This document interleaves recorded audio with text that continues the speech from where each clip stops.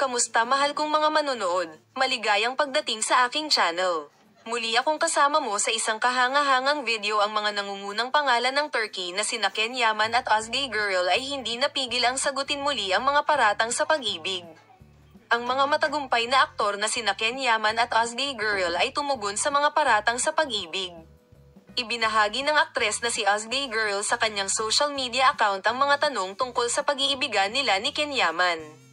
Sina Özge Gürel at Ken Yaman ay nagpahayag sa kanilang mga pahayag na sila ay malapit lamang at taos-pusong magkaibigan.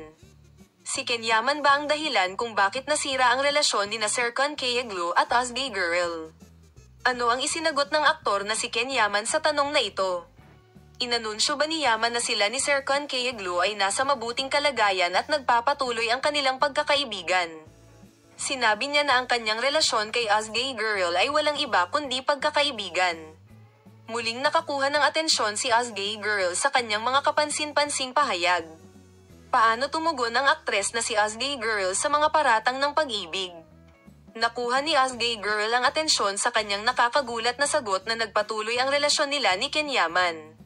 Salamat sa lahat sa panunood ng aking video. Makita ka sa mga bagong video.